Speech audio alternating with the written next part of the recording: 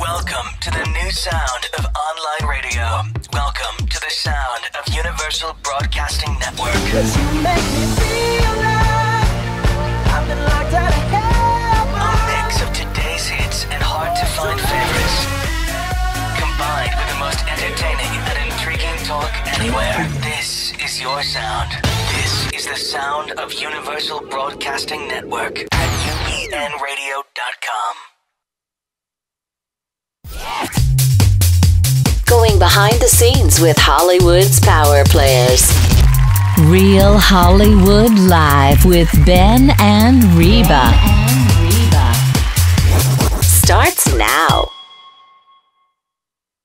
Hello, this is Real Hollywood Live, and I'm Reba Merrill.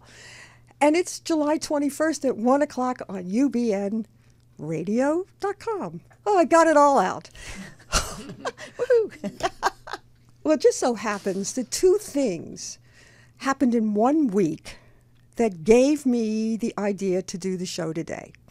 First of all, my co-host, Ben, is not here because he is up at Napa Valley, at the Napa Valley, let's see where he is. The Napa Valley Festival del Sol, and he is screening two films from Film Festival Flex. That's his company. That's hard to say. And it's very hard to say, but he understands it. And the two films were part of the Mountain and Adventure Film Festival taking place in Napa Valley at that festival. There, got it all out. But the other thing that happened is that I saw a trailer for a film starring Meryl Streep, who I've interviewed a few times, and it was called Ricki and the Flash. And I see this trailer, and I realize that because I'm alone and I can do whatever I want today, I decided what kind of show I'm going to do. And before I tell you what this show is all about and what it means to me, I want to run that trailer clip from Ricki and the Flash. So please run the trailer. From Academy Award-winning director Jonathan Demme. Guess you gotta give up a lot of things to become a rock star, Mom. Comes the story of the question every mother asks: can you have it all? I thought we were your dream. I can't have two dreams. On August 7th, We've always had issues, but what family doesn't? Academy Award winner Meryl Streep. I was never a traditional mom, but I'd like to give all I have to you. Ricki and the Flash. Rated PG-13. August 7th. I wanted this show to be personal because I don't know if you can have it all. I decided that when I got a chance to have a career, I went for it and I put it in front of everything else. I got a chance to work in local television, which eventually leads me to Hollywood. And did I pay a price? Yes. But did I regret it? No. And did I have to work hard to get my children to see who I was and who I am? And that's what gave me the idea for the show, because I am fortunate to have three women who don't realize this, but they crossed my life and gave me wonderful things as part of my career.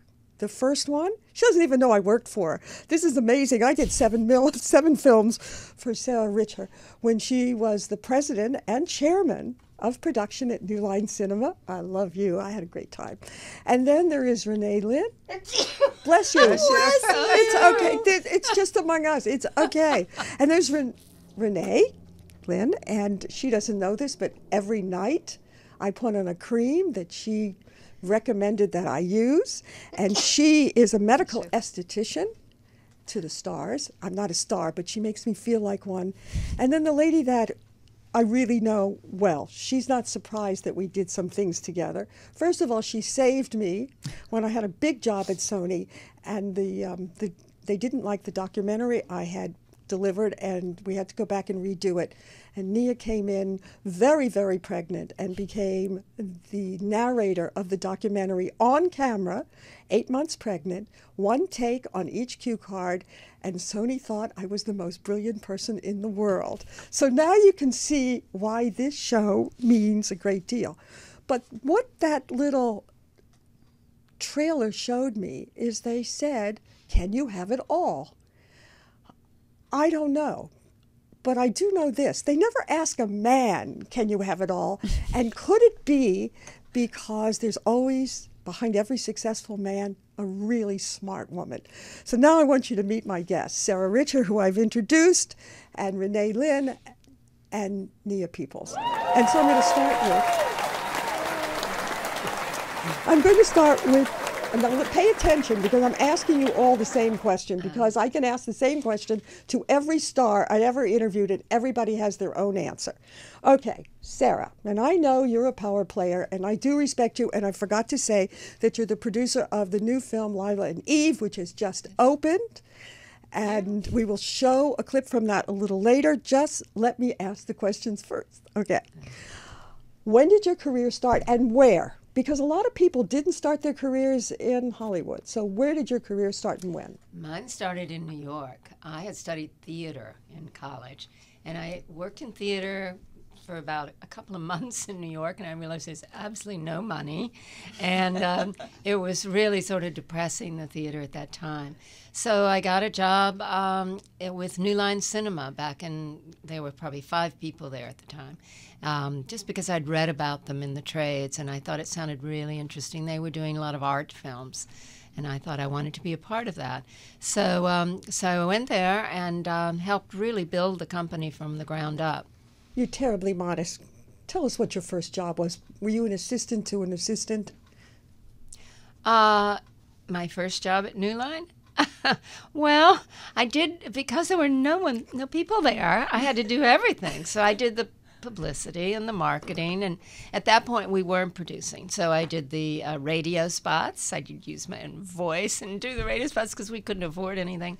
We were a real independent company, really small, and we didn't have much money, and that was so exciting in that it lent itself to so much creativity and ways you had to do things that no one else had been thinking of doing. Like my first film that I had to distribute was Female Trouble, John Waters' movie. And we had a snowstorm. The star couldn't even get to the theater in time. Divine, if you remember Divine. And we had to open 2 cinemas because there were so many people out there. And the only way I'd advertised it, by the way, was putting posters on lamp posts and telephone poles all around the city. And we used to do stencils in the street because we couldn't afford newspaper ads. But you had to do everything yourself, which I thoroughly enjoyed. People probably couldn't even understand. They can't wrap their heads around that now. Because one click of a button and out it goes. Exactly. It was very hands-on. Everything was hands-on. And it required a lot of work, but it was so much fun. It was the film business, and I was baptized by fire, but I loved it. And John Waters was a great way to start. We then did all of his films after that, and particularly Polyester, where I had to spend 6 months researching on scratch and sniff cards with 3M. And I couldn't tell 3M. I told him it was about a housewife who had a very sensitive nose, but I couldn't say the housewife was played by a 300-pound man, right. Divine. But we had full cooperation from 3M, and we got these fabulous smells like marijuana smells and rotten eggs and things like that. It was really outrageous. And they came to a screening before we opened it, and it was just at the end of it, it was just very quiet. They all just laughed and said, "Thank you for inviting us." I think they were quite shocked. Let me ask you something. Did you do Dr. Demento too? His last film? No, I didn't do his last That's ones. when I finally get to interview John Waters at the Cannes Film Festival on a yacht. But I'm from Baltimore, so it was a big thrill. Yes. Now I have to ask Nia the same question. If you weren't paying attention, I can ask you again. Ask me again. I was paying attention, but I was so riveted by what she was saying. Fascinating. When and where did your career start? Though I think you're really from California. I am. Yeah, I know. One of the few, right? I know. I'm from here. I'm a Southern California girl. I grew up in a family that sort of performed just for fun. We were always doing something, and my mother was a dancer, and my father was really musical. So we were always doing things around the house. When I went through high school, I did a lot of singing and dancing. And I realized when I left that I wanted to be in entertainment. I didn't know specifically what. So I auditioned at UCLA and was accepted as a voice major, got a scholarship there, and then started performing at the same time with the Young Americans, which is, I don't know if any of you saw the Liberace movie. Yes. Okay, Loved so it. the downfall of that whole relationship was the Young Americans. Do you remember that scene where it's all about him starting to cheat on his boyfriend with a young American named Jamie? That was my friend. I was there. I was actually in that cast. It was unbelievable. I was actually part of that cast. So it was just singing, dancing. I don't know what I'm doing. Finally, I just quit school. And I told my parents, I can't stay in school because I want to be out there. I want to be creating. I want to be doing something, singing, dancing, acting. I don't know what it is. And they were heartbroken because I had a full ride to UCLA, and they were like, higher education is everything. What are you doing? And I said, but I can't not do this. So I got a job waitressing and catering, and I know, right? Everybody. And just started auditioning. And one of my friends that I had met at UCLA was in the original Broadway cast of Annie. She played Pepper. Her name was Robin. And she had a fitting. She had an agent in the whole thing. And she had a fitting for a children's series. And she didn't have a car because she was from New York. So she said, can you drive me to the fitting? I said, well, sure. So I drove her to the fitting, and we walked in the door. And the producers looked at me. I'm not kidding you. They went like this. Oh, aren't you cute? And they pinched my cheek. I'm what, 20 by now? Like, you're pinching my cheek. You're so cute. Do you act? And at the time, I hadn't. And I said, well, I don't know. How much does it pay? Because I'm kind of a starving artist right now. And they said, well, we'd like you to play a Siamese cat in a children's series. Do you sing? I said, oh, I sing, yes. Okay, send us a tape. So I sent them a little cassette tape, and they called and said, we don't believe this is you. Come in and sing. Because I'm this little body, and I had this giant voice. So I came in and I sang, and they said, bring a monologue. And I'm like, oh, what's a monologue? I didn't know anything about theater. So I went to Samuel French and found a very serious monologue from A Touch of Roses. Now, this is for a children's series to play a Siamese cat. Why I chose that scene, I don't know, but it spoke to me. So I walked into the office, and it was hilarious because there's the producer sitting there with his little mustache, and I'm reading this very serious monologue, and I'm crying. The phone is ringing. People keep coming in. The doors hitting me in the back, in the middle. It was one of those Hollywood scenes you'll never forget. Like, I'm trying to be really serious here, and everything is going wrong. But the long and the short of it is they ended up hiring me for another children's series where I didn't play a Siamese cat. I was actually a regular on the show. All the other kids had agents, and their agents came. They saw me, handed me their cards, and that was the beginning of it. And from there, I started studying acting. And how long before you got Fame, which I never forgot you in Fame? I was 22. Oh, so you it was did the quick. kids and then you went to Fame? I did, yes, absolutely. It took me about 3 years. Yeah. Pretty fast. That's really fast, actually. That was Well, quite fast. I want to talk to Renee because she probably has no idea that every night I put a cream on at night on a damn face and watch me become 40 for about 40 seconds. No, actually it lasts a little longer than that. And I was really glad because one of the things I wrote about in my book about Hollywood is that Hollywood really doesn't care. No, Hollywood cares how good a job you do, but Hollywood also cares how good you look doing it. That looks does play a part. Even though I was an off-camera interviewer for my entire time in Hollywood, they still cared about how I looked. And I owe Renee all of that. So I know you're the esthetician and you do medical esthetician work. But tell me, how did you really start and where did you start? Well, I didn't start off as a medical esthetician. I started off as a professional makeup artist years ago. John Peters, I worked for him in the salon, and he was kind of my mentor. And I worked for him for 7 years, and through that, I was at the studios, and I just more resonated towards skincare. I mean, I dabbled in makeup throughout my career. I went to a school called Fulton Institute, which is one of the very first medical aesthetic schools in the early 80s. To take medical aesthetics, and then I just gradually resonated toward the alternative in medical aesthetics. So that's my niche, creating permanent results without toxic chemicals or surgery. Well, a little later on, we're going to show a piece of video of how you did this to a doctor from the doctors. Oh, God. And I was totally amazed at this gold facial that you do. I know I'm probably not saying the right words, but we will show it a little later. Wonderful. I have to say that you're quite magical. Thank you. Because things have to hit me over the head for me to really believe them. And I have to say that video has a tendency to hit me over the head and make me believe things. But I want to get on with my famous guests because they really are. You had no idea I had worked for you, did you? Because you were too high up, and I don't know whether you know this, but the electronic press kit producer is at the very bottom. Yeah, but you proved to be the key thing for our advertising. I mean, we ended up being dependent on those. It was sort of a new thing at the beginning, when you started.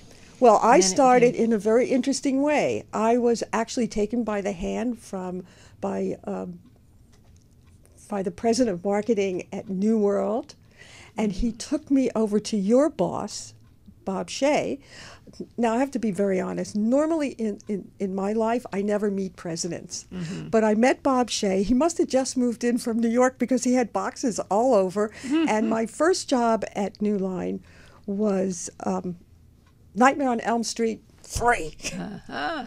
I'm sorry that I missed one because that was Johnny Depp. But the thing is that in what you saw, what was Hollywood like? Now, I saw boxes, and I know what I was doing was really new. But what was it when you came to L.A. to set up the real production company for New Line Cinema? What was Hollywood like then? Well, we remember we're and really still are the remnants that are New Line, part of the independent world. So it wasn't really the typical Hollywood world. But when we made Nightmare 1 was when I first started coming out here, and I was 8 months pregnant while I was coming out, back and forth from New York to L.A. And we worked over at the studios on Cahuenga. And so it was a different world. Everybody we hired were not in the unions. We had to go SAG and WGA and DGA, but everybody else was not union. They were all very young. And there were a lot of women, young women in non-union jobs, because the difference is you can't really get a job in the unions now, or even then, because they're sort of controlled by the people who are in them. They vote in their friends and their relatives, and they don't necessarily like to include women in those jobs. But as a producer, I was fine. I mean, there are a lot of producers that were even then who were women, so I didn't have a problem in that area. You said that when you first came out here, or back and forth, you were pregnant. Did you get to, you're going to kill me, but I'm going to ask anyway. Did you get to stay married because you built this big career? No. But it wasn't necessarily that. It was more I needed to move to L.A., and he is German, and he had a big company in Germany that he couldn't really spend so much time apart from. So little by little, it was more distance that was the problem rather than the work. He's in the film business, too. So it was more the distance. But so I ended up raising my son alone while I was running a studio. So that was very hard. But I only look back on it with great fondness. No regrets. No regrets. Absolutely. Whatsoever. Okay. So Nia, I know you've been married a few times, yes, but I have. You had some really, really big series that you were on. What was Hollywood like when you started with Fame? First of all, how were you treated? Well, I was a kid. I mean, I was considered a kid. So, back then it was really, and because it was the type of show that I was on, it was about people following their dreams. So when I was on the show, I was treated very, very well. Now, when I was beginning, before I got that show, they wanted to categorize everything. And I'm very mixed in race. So the only place they could figure out to put me was Hispanic. So when I first started auditioning, everything I did was Hispanic. Hispanic, Hispanic, Hispanic. Fine, no problem. As I got known, people realized that I wasn't Hispanic. I'm Filipino, French, German, Spanish, Scottish, Irish, English, Native Indian. I'm all these things. You're American. Yes, thank you. And then they wouldn't let me audition or meat for Hispanic roles, which is really That's yes, kinda weird. absolutely. They started asking what my genealogy really was. Are you really Hispanic? And I thought, does it matter? I mean, men played women when Shakespeare was making it happen. What difference does it make? And it was a little offensive, but you just kind of ignore it. That's the best you can do, is you ignore it. And now, as I get on with my career, it's about age. And this is I have to talk about this conversation we had when I wanted her to be on the show. I wanted to do an actress over 40, and I said to her, because I never asked her how old she was, and I said, I want to do this show, and I needed an actress over 40. Are you over 40? Tell them what you said to me. I said, I'm 53. Really? Yeah. And How I said, long would ago you? was this? Last week. Oh, okay. You're going to date 10 years ago. Yeah, no. Wow. Yeah. And I Wow, said, would you you look great. talk? Would you say your age? And you did. Well, yes, I think it's really important. First of all, I'm a really bad liar, and it's too much to keep up with for me. I want to continue expanding in my life and my career. I don't want to have to keep up with what I said 10 years ago. I didn't want to have to do that. And I also think that it's really important. I knew there would come a day when age might matter, and I wanted to be part of the force that said, hey, this is what I look like at 50. This is what it looks like when you're 53. Figure it out. Well, you're a lot braver than I, because I'm going to tell you something. I came to Hollywood. I was in my mid-40s. I had been fired from CBS for telling the truth about my age. They fired me at 45, and I couldn't. And I got one more job, and I left that job, and I won an Emmy, and I got 18 rejections after that, and realized that I wasn't the look of what they wanted for morning television. Because if somebody here had said to me, what do you want to do with your career? All I wanted to do was do a morning talk show. I was so happy. And I did get to do it for a long time at different places, but I was finished. And I came to Hollywood, and I knew I was going to lie about my age. And I want to tell you how I did it, because math was not my best subject. I came up to my 50th birthday party, and I was hot. I was working for everybody. And I invited all those Hollywood people to my 40th and just proceeded to be 40. So I did it twice, because I did my 40th when I worked for ABC. I did my 40th on there. And I was able to lie realistically, because it was just a decade that I had to add. Because if I had to do really hard numbers, and I decided never to play a game. I wasn't going to be Jack Benny and say I'm 39 forever. I just did that. It was really interesting. Nobody cared what I looked like as far as a job, because I was a journalist and I was always off camera. But I knew they were going to judge my brains. That's what they were going to judge, and so I wanted to protect myself. We have a few minutes before we go out. I want to go out with Sara. I know I forgot to ask you. We'll bring you back in the beginning. Okay. I want to ask you about this film, Lila and Eve, for the simple reason it just opened. But there's something else. You have two women over 40 in a movie. Yes. Was it difficult not to produce it, but to get the dirty word, the funding?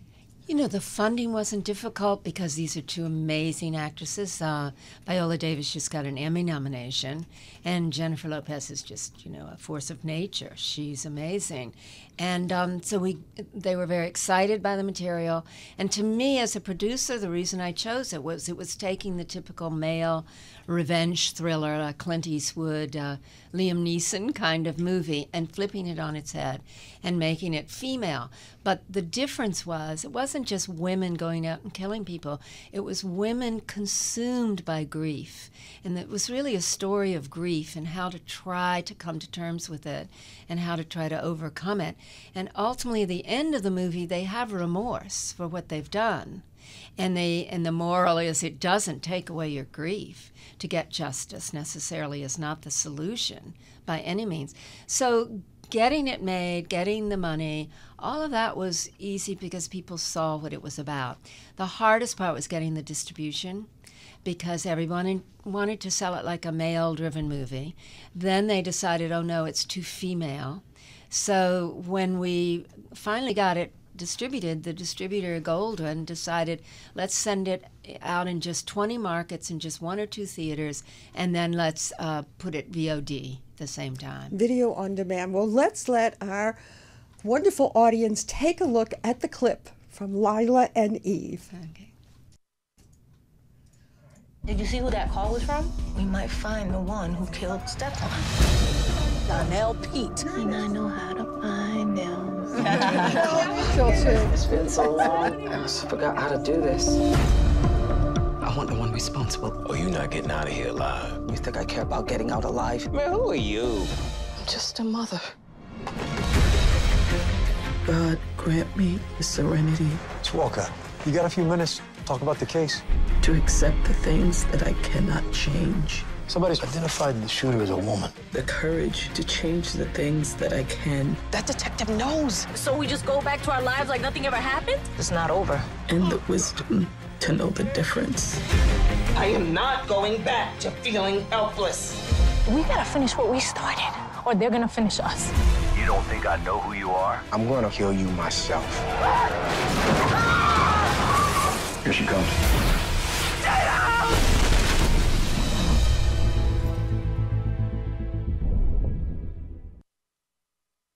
Conundrum has been turning winemaking on its head for 25 years. Conundrum White is the original white wine blend from California. Pair this exotic, versatile wine with everything from Asian cuisine to tacos. Conundrum Red is rich, full-flavored and balanced, the perfect complement to dishes like pasta pomodoro, fajitas, and barbecue. Drink it slightly chilled, perfect for summer.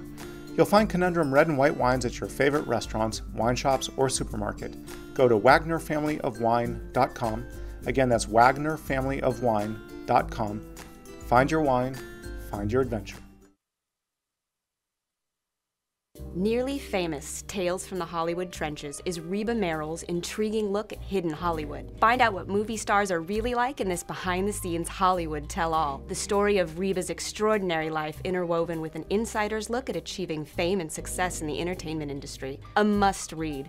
Buy Nearly Famous, Tales from the Hollywood Trenches at RebaMerrill.com, Amazon.com, or ask for it at fine bookstores. Nearly Famous, Tales from the Hollywood Trenches. You'll love it.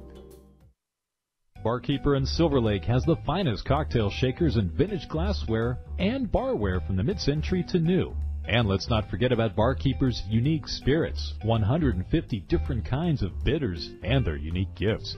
In fact, Barkeeper provided a lot of the vintage barware for Mad Men. BarkeeperSilverLake.com. Don't wait to visit their store or their website at BarkeeperSilverLake.com. It's your very own Barkeeper catalog for unique gifts.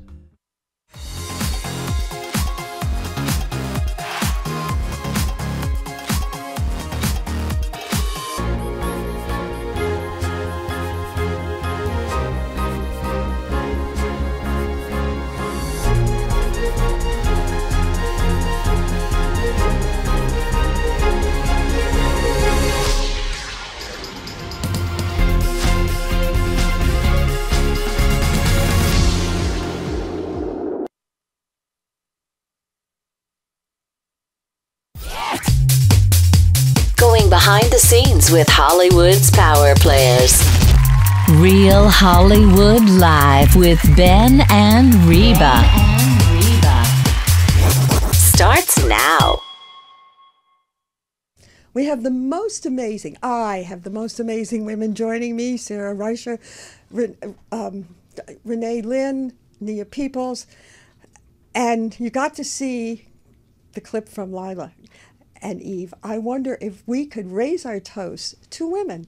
Lila, Eve, all of us. Absolutely. Cheers. And I want to thank Conundrum Wine from the Wagner family. They have been so gracious to be our sponsor, and from Barkeepers in Silver Lake. And listen, those guys, thank you.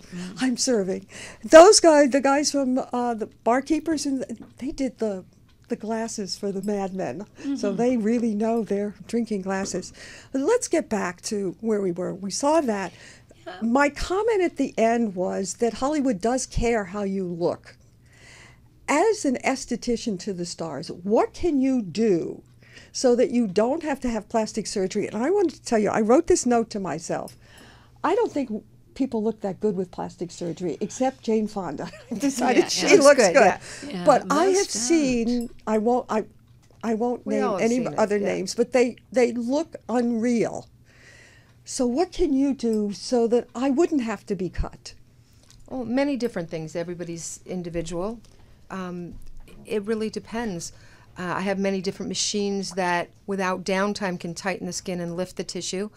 It's a progression, and we're energies, so I have different energies that resonate with the skin to tighten and lift and tone without injections or surgery. And what is everybody talking about when they mention your name? They talk about this gold. That's one of my signature treatments. It's it's the 24 karat gold age erasing miracle.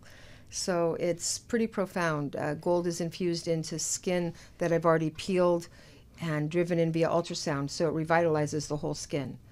And you graciously decided that you're going to give one away for our wonderful audience. I can't believe this. But because I have Nia here, and because I have you here, and because there are no secrets in Hollywood, we have a clip of you and Nia talking about the gold facial. And I'm wondering, can you get that clip played for me? Of course. What is the difference between a regular steam clean kind of facial and a medical grade treatment?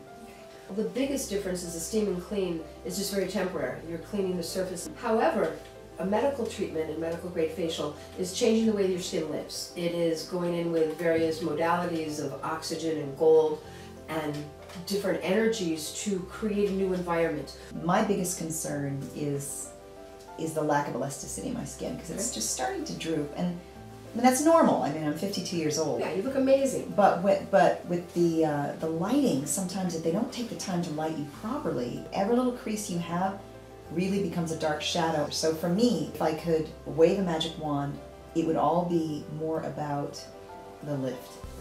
On the eyelid area, I will allow your brow to go like that without Botox. And these fine lines and pigment through the gold infusion will be almost gone. I would say about 80%, with no surgery and no Botox. Nia, that clip showed you asking Renee what this powerful facial did. In fact, Renee said you took the whole thing. But now you're going to become a spokesperson. Yes. Tell me all about it. It's really exciting. It's the first dual modulation device for ultrasound that you can use at home. What does that mean? Okay, what ultrasound does is it takes whatever creams or serums that you're using and it pushes it deeper into your dermis, and it causes your body to generate its own collagen more. But the cool thing about it too is that it's self-dispensing. So what does that mean? It's kind of like Keurig coffee, how you have it in the little cups and you stick it in the. That's what it is. There's little these little cups that you stick in the back that are filled with whatever serum that you want in the back, and it self-dispenses as you put it on. So I'm the spokesperson for this amazing product called Angel Touch. You have one. I do. It's wonderful. And I've also developed my own line of skincare that goes inside the cartridge called Natural Nia. You realize that this is going to change your career, because let's just talk among us that whenever an actress gets anything connected to skincare or cosmetics, they get money. They get money. They get big, seen usually. because whoever has hired you is going to put your face all over the place. I want to congratulate you, because thank you very much. You admitted you were 53, and they weren't worried about taking. No, in fact, that's why they came to me. You know, because to get a 20-something-year-old model to talk about anti-aging, who cares? Right. We used to stay up all night drinking and get up the next morning and look fabulous. We can't do that anymore. So I think that's the reason that they came to me, and it's also we realize that it's the anti-aging market, but we don't love the term anti-aging. That's pushing against something that's so natural and beautiful. It's really about kind of what Renee is talking about, which is aging gracefully and really embracing where you are and just making the most of what you've got. Well, that's what I was going to ask you. We can't stop aging, but can we slow it down without looking like we're plastic? Absolutely. We're all at choice always. Either anything we do is regenerative or degenerative, whether it's mind, body, spirit, soul, whatever we do in our bodies and on our bodies reflects. So we're all at choice. We can choose products that have the efficacy of proper ingredients without being poisoned through neurotoxins, which so many cosmetics have now. And, you know, I pride myself in educating my patients of what's in it and how it's working and why. It's very, very important. Most people aren't that conscious of that they're putting something on their skin every day that's hurting them. So I go over that. So it's absolutely for the tissue and for the skin. There's so many things that you can build collagen with via many different modalities. I got to ask this because I know how old I am. Is there a stop-off point in aging? And I don't think it's, I don't know, maybe it's different for men and women. My husband's skin is much better than mine. Well, men's skin always is. They have more testosterone, which builds thicker skin and more collagen. That's just, you know, they're so fortunate in so many ways. They just have to wake up, wash their hair, they're good. And is shaving part of it? Shaving is good. I mean, that helps keep the dead skin cells off, and that's one of the reasons men's skin tends to look better. Okay, can I slow it down? I mean, Absolutely. I will at the end of the show tell everybody how old I am. I mean, and you look amazing. Yeah, truly. Reba. There's with breakthroughs in technology and skin care and stem cells and telomere project. I mean, there's so many things that actually can. So you don't have to be cut. You do not have to be cut. I'm 55. I've never been cut. You know, I mean, she's 53. He's never been. I mean, there's things that we can do to preserve ourselves. Yes. So the answer to your question is yes. I'll tell you, I look forward to the day when I don't care. Yeah. Honestly, well, don't ask me because you know what? I still care. Mm-hmm. I don't mean don't care about how I look, but when I'm so good with waking up and just, you know what? I am a great grandmother and I love this. Isn't that awesome? And is that true? Yeah. No. Oh. when I get there. No, I'm not even a grandma yet. I'm old enough to be, but not yet. Well, I do care. I do care because, as I said, I lied the whole time I worked in Hollywood. And I was able to work till I was 72 because I did lie. Wow. Even though I was never on camera, I knew I was going to be judged whether my mind was as sharp as, because if they had heard 70, they would have said, oh, you can't have her. Yeah. And I have to just admit this, which I usually don't talk about, but being the oldest woman doing the press junkets, all the actors really liked me because I was their mother. And I'm going to give one example. I never thought I'd do this, but I interviewed Colin Farrell when he was in his bad boy period, and he was smoking through the interviews, and he was dropping really nasty words, which I won't even repeat. And I'm watching it in the control room, and then I go in because I'm going to have to make the decision. What do I say? Because I have asthma, and I don't want to sit that close to a guy smoking in my face. And for some reason, I got neither the bad words or the smoke. And I came out and I said to the studio executive, I don't understand why he was so nice to me, because he wasn't to anybody else. Mm-hmm.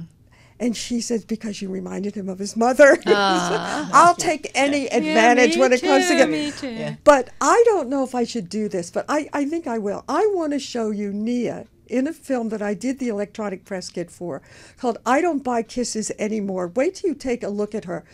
Could you run that clip? How old are you there? 12.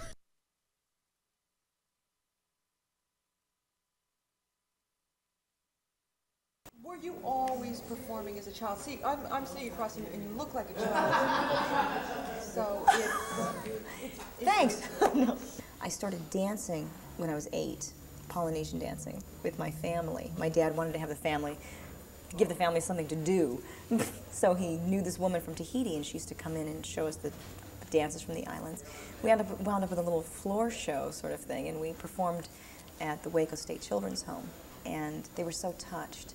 And that always stuck with me, that I could actually, by performing, I could touch somebody like that and give them something that meant so much to them. But I don't think that I realized then that that's what I was supposed to do for the rest of my life. Tell me honestly, Sarah, how difficult is it to keep producing movies? I know you're already in pre-production in a new film. It's so difficult. And the reason is really, I don't think having anything to do with being a woman or being older. It's just you're sort of not taken as seriously as an independent producer. It's all about how well did your last movie do, who do you know, and the people you know have all gotten younger because the people you know have all gotten older, and the younger agents and the younger people are coming in. And it's harder to really get access to people than it was. Certainly when I was a buyer and I was at a studio, everyone took my call. And now that I'm a seller, it's hard to reach people. Okay, so what goes on with you? I want to pick your brain because you represent everything that I think that I wanted to be if I was younger like you. That you keep going no matter what. So what keeps you going? Well, it is perseverance. That's what it does. I mentor a lot of young women out of college that are thinking of getting in the film business. I work with them every summer. I have a sort of mentoring program.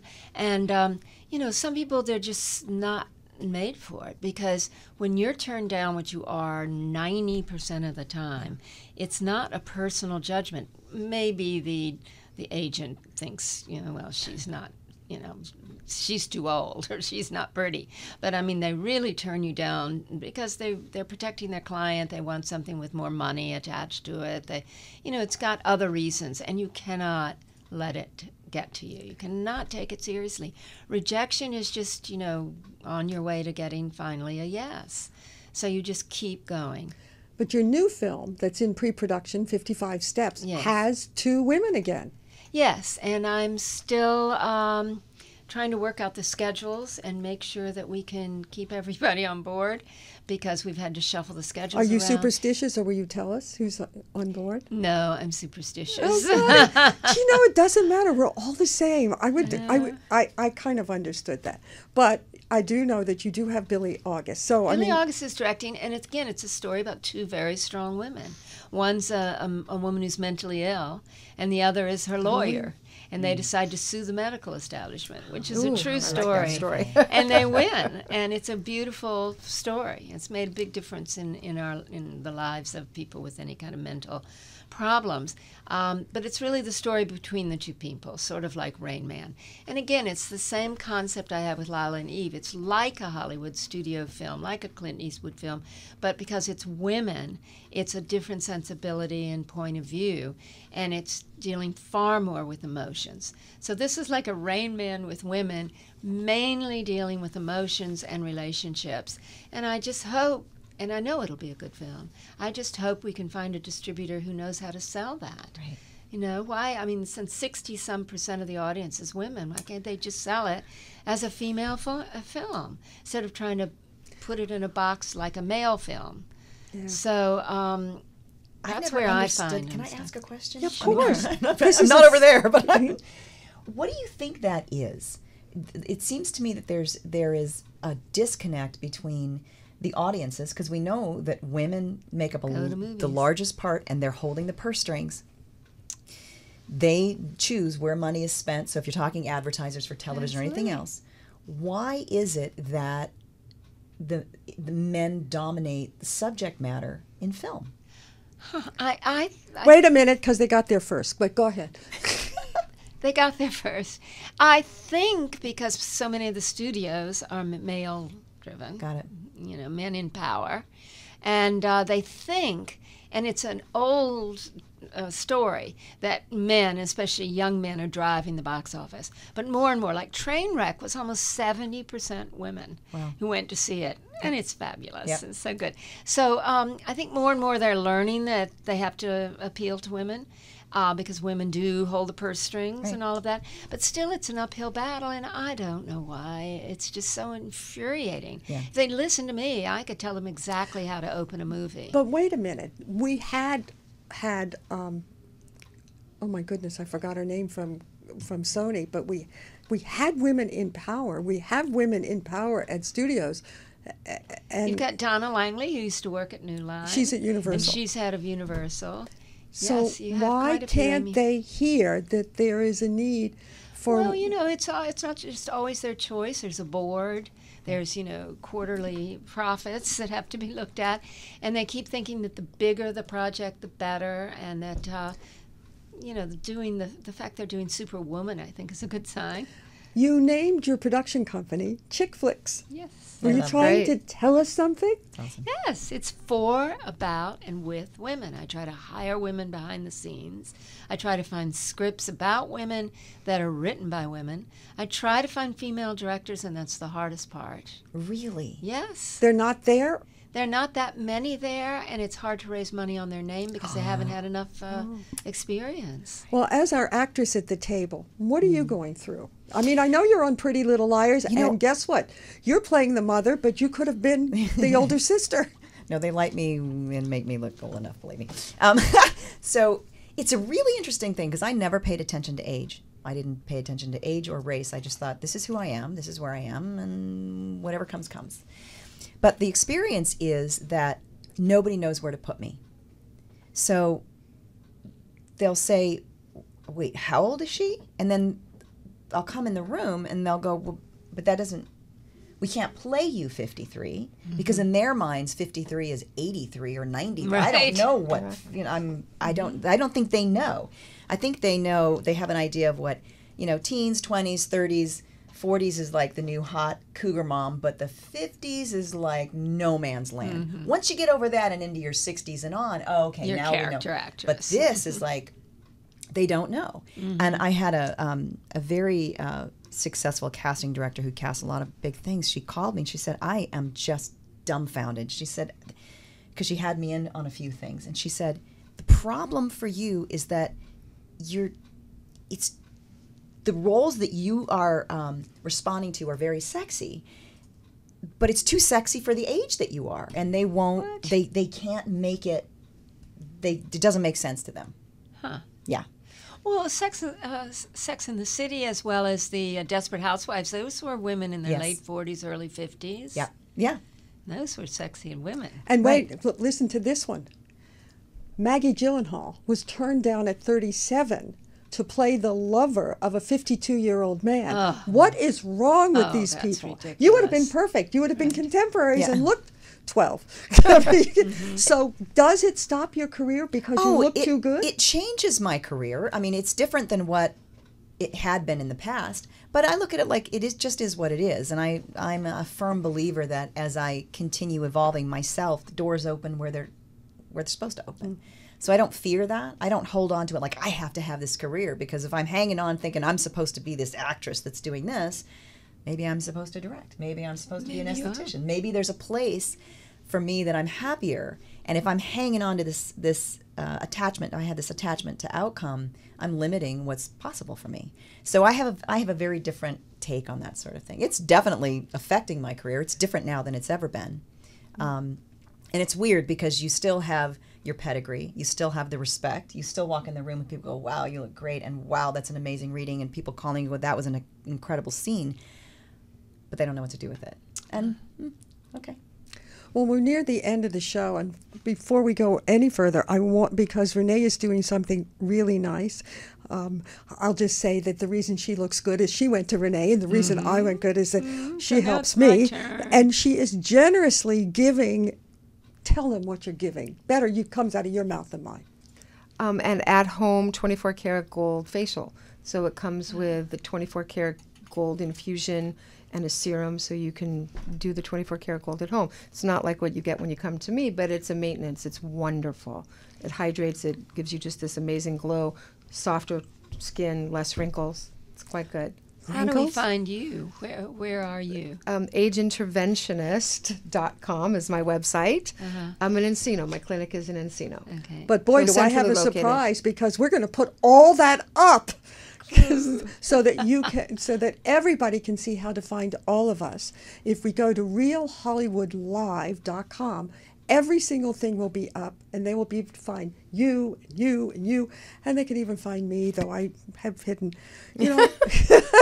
I said in the beginning of the show that this was very personal. This Real Hollywood Live, this whole adventure of Real Hollywood Live has been personal for me, but this show most of all. You see, because this is the first time, and I don't want to cry, but this is the first time that I've really been seen, like on television, since 1980, when I left the Emmy Award-winning show I did called That's Life. I am 80, and I love it. Really? Amazing. What 80 has given me is the freedom to be me. And the biggest thing it gave me is that I don't care what you think of me. I finally, whoa, Hollywood, I spent all those years worrying what you were going to think of me. Was I going to do a good job? Oh, maybe you're here. Maybe I should tell you what it's really like in Hollywood to work. When your client is happy that you did a good job, dead silence. You only hear from the studios when they have a complaint. And here I am at this point in my life, and I don't care. I have had so much fun with the most amazing women who didn't know, but they all came into my life, and they all gave me something I needed to be who I am today. Thank you for joining us on Real Hollywood Live. I want to thank our sponsors, the Wagner family, the Wine Conundrum. I mean, they have been really good to me. You have been really good to me. And we're going to go out by saying, next week, we have some more women because my co-host is still gone. We're doing nothing. Good. So I'm having a good time. I drink to all of you. Thank you. Thank you. Cheers.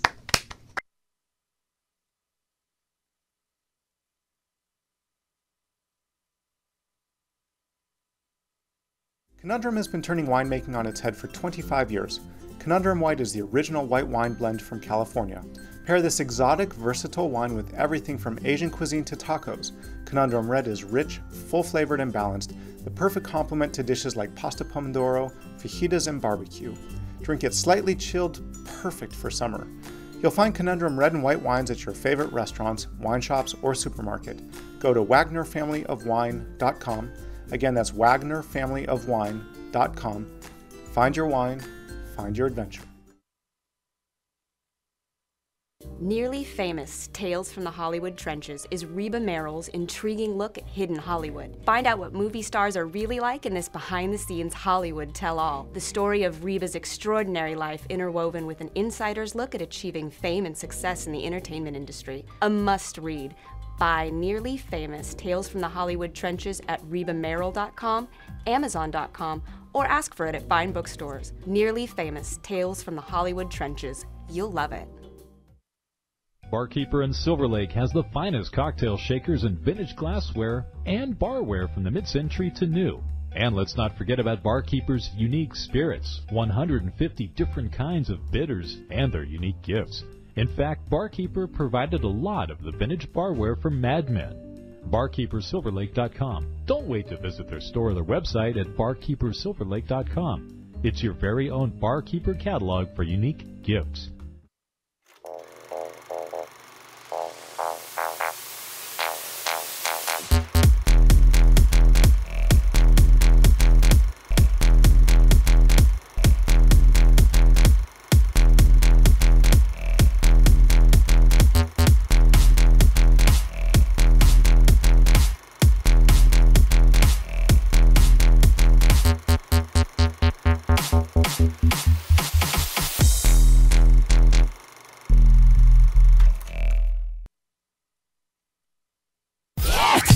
Real Hollywood Live with Ben and Reba.